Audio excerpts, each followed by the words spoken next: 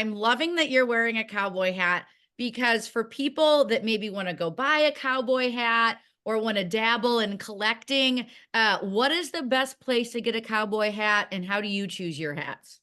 You know, I've always been a believer in, you got to go to a store and try one on, so Cavender's, that's my favorite store, but this is actually a Bullhide hat. So Bullhide, they actually been giving me a lot of free hats and letting me wear their stuff out on the road. And they've been a big supporter of what I got going on. So they're great. They're a small shop, cowboy hat place, but I love their hats. I love them. I love, of course, Stetson. I got a few nice beaver pelt hats, and those are for special occasions. Though, this is my everyday hat. I wear this thing just about every day. So I love yeah, it. I love it. Well, I had to ask because I was like, I don't know what the routine is for getting a hat. So good to know. I will make sure I go into a store next time and not just like blindly order one. Miss Bob, we need to get you. I have one on my hand, but I need one on my Oh my, head. Oh yeah, that's my little. come on, come on. I need to get one of those. I Probably love not. it. But let's chat music. I know you grew up in Georgia, with Yeah. your family on a farm, all that stuff. But when it comes to country music, do you remember the first song that kind of made you go, "Oh wow, like I really love this"? Wow. Definitely, hello, darling, Conway Twitty. Yeah, Okay. yeah. Okay, tell me more. Tell me more. Well, my granddaddy, he growing up, he looked a lot like Conway Twitty. So he would be people would ask him, "Oh my gosh, you look just like Conway Twitty." It was like, so he couldn't sing a lick, but he but he would Conway was his favorite artist. So he would always be playing Conway Twitty in the car. That was him and Merle were the only people he really listened to. So um that's where I kind of got the country knowledge, I would say, from my granddaddy. I love it. That's so fun. I love that you bring that up because that's where I got my country knowledge too. So I'm glad that there's a little bit of crossover here. But when you were old enough to be in charge of the radio, what kind of songs made you stop and really listen, as you got older? Oh my goodness. I mean, he stopped loving her today. I mean, because my granddad and my parents, they had just CDs. So as I got older, and I got my first stereo system, which is so out of date now. It's fun. It's weird, growing up with the growing up of technology. For me, it was but my dad's vinyl player, which he had everything from Springsteen to Goodbye Yellow Brick Road to all of Skinner's live albums, all that. I mean, he was more of the classic rock guy for me, but I remember hearing "He Stopped Loving Her Today" and that whole greatest hits George album, which was incredible. That impacted me a lot. But I mean, I'd say when I was like, I want to do music, it was probably when I heard uh, "Eat a Peach" by the Allman Brothers. Yeah. Okay, can we talk about our love of the Allman Brothers? I, I'm so sad that we just lost Dickie, but have you had an opportunity to go see the Allman Betts revival? Because I took my mother and I have never seen my mom cry more, I think, than when I took her. Well, I think they were at the Ryman. I was trying to Mhm. get tickets. I saw that they were there, and I wanted to go so bad because, I mean, now does Derek do that stuff? Derek Trucks, is he in that whole thing? Or No, it's oh my gosh, I'm like literally the worst fan ever. It's Greg's son and some of his grandchildren, and then it's Dickie's son, whom I yeah, forget his name, and then some of their family, and then they bring in, a handful of friends, and there's been kind of some bigger names that have come through, but it's really cool. yeah, I've always been an Allman Brothers fan because my granddad's place, his farm's in Macon, Georgia, which is where the Allman Brothers are from. So I've been down to the big house like 4 or 5 times, and I can't get enough of it, which is where the Allman Brothers lived and recorded their music. And it's a really cool place down there. So, yeah, So I'm a you're big, telling me that you're going to add Jessica into your set? No kidding. you get to know my guitar player. Oh my gosh, I know. I love it. Maybe a little I'm no angel and see how Oh, many people know it. But I love that because I am also a massive Allman Brothers fan. You mentioned that, your dad really grew up, you listening to all that classic rock and Skinner. For me, my mom played nothing but Greg Allman and Stevie Nicks. So I get it. I get it. But I want to talk to you about, you kind of mentioned when you really decided to pursue music, but was there one person that was really like, yeah, you should do this? I know sometimes music isn't the most financially successful path, and a lot of people are like, no, like you shouldn't do that. But was there one person that was like, yeah, go ahead, you should do this? man, my mom and my dad, funny enough, I didn't like playing at first. It was kind of something I just did for me in my room as a kid, was just playing my ukulele or playing my guitar or whatever, just to get away, I guess. And I'd play for my parents every now and then to show them stuff I was learning. And, we'd have family over all the time, and they would be like, Bryce, play something for your family. And I was like, no, not no. And they were like, we'll give you $20. And I was like, yeah, all right, yeah, I'll play. So they bribed me for years. I mean, years they bribed me, and then they they were like, Bryce, you're getting good. Why don't you go play a show? Yeah. I don't know. I don't know. And they're like, go play a show downtown. And so we called this bar and had an open mic and went down there, and they're like, yeah, we want you to come play out here. So they've really my dad was my first manager, I would say. So he set up shows for me.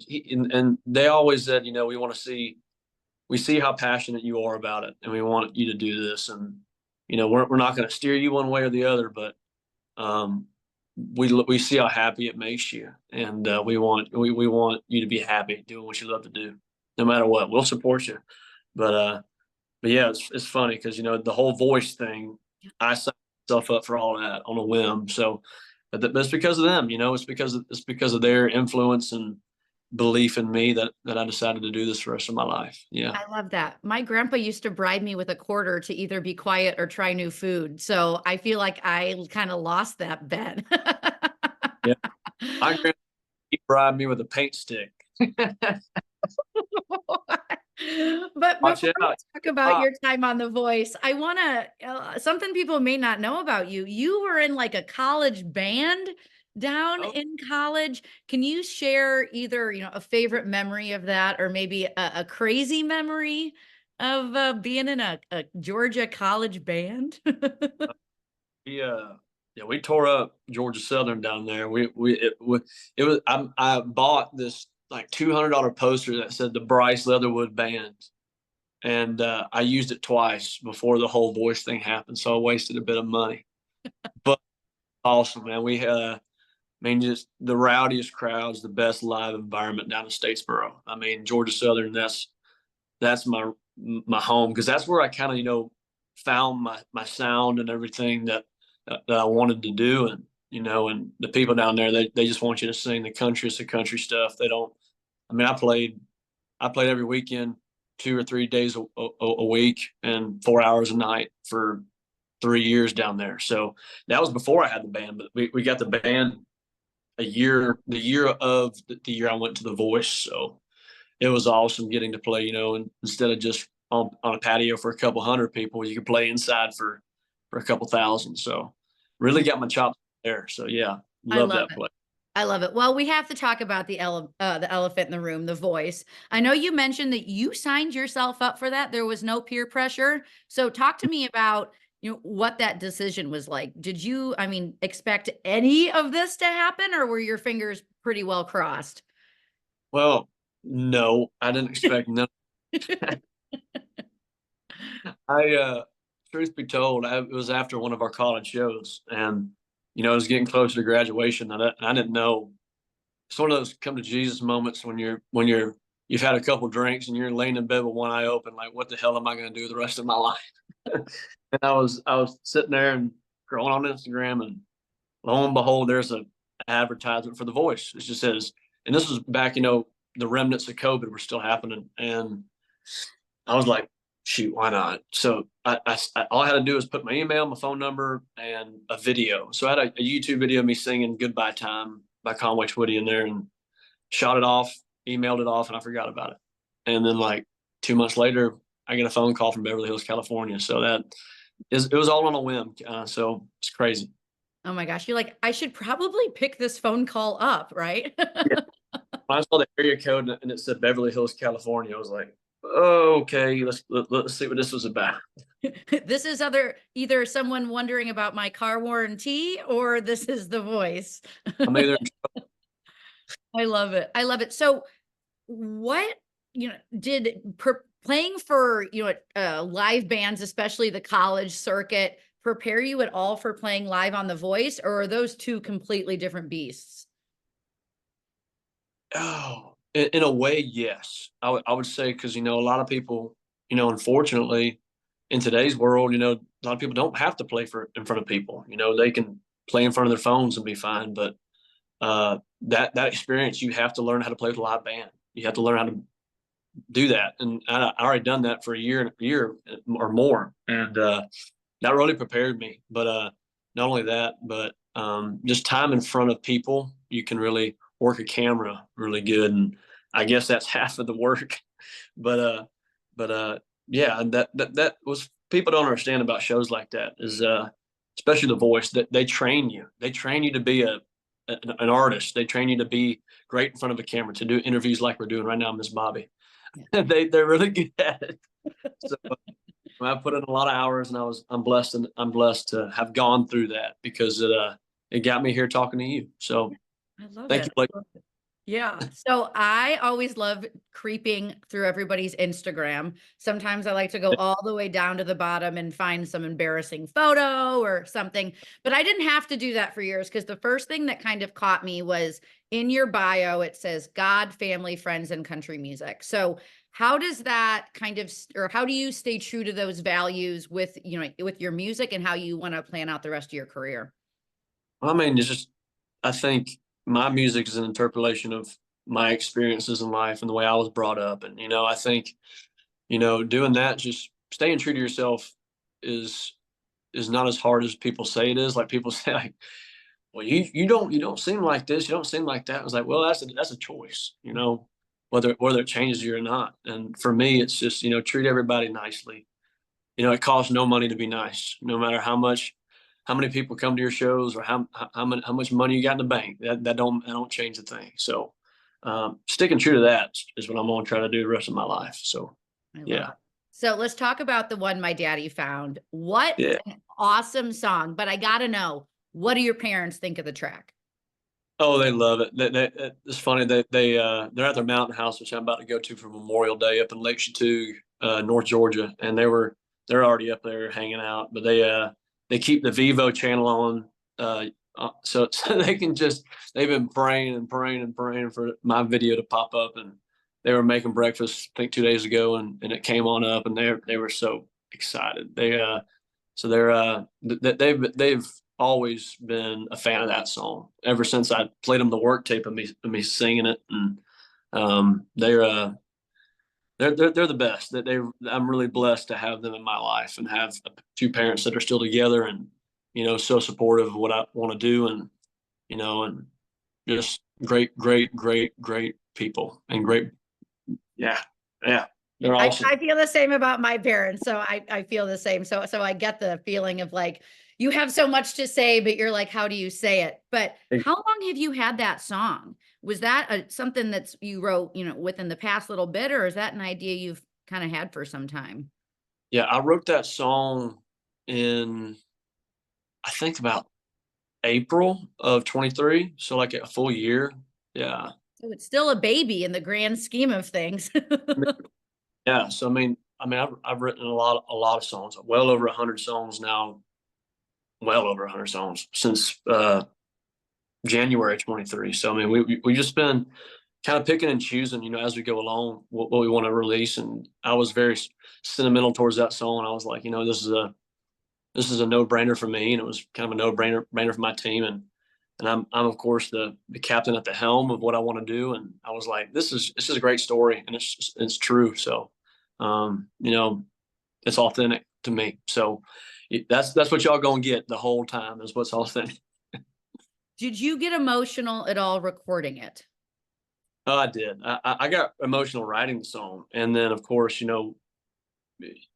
knowing what I had, and then showing it to my mom and dad, and just waiting for that phone call back, saying, "Hey, what do y'all think about this?" And getting that phone call back, and they're just tickled to death about it, and emotional too. And but the whole process of making the video and seeing that come to life, and then showing that to my parents, that was really cool. And actually, it's funny enough, the cover art that I did for the song is that's the first picture of them ever. So yeah, so I actually went home a few months before, because I remembered that picture, and I went through uh, all their photo albums, and I found it, and I took a picture of it with my phone, and then put a filter on it and made it all pretty up. And then we were talking with my team about like what the cover art's going to be, and I was like, I got it right here, and I pulled it up and I showed it to them, and they were like, yeah, that's perfect.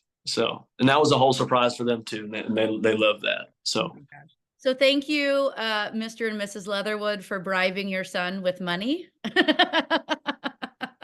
I mean, that had to have been the ultimate thank you gift, you know what I mean, to them. Was that kind of the goal, to have this be a thank you, or was it just really something that was on your heart?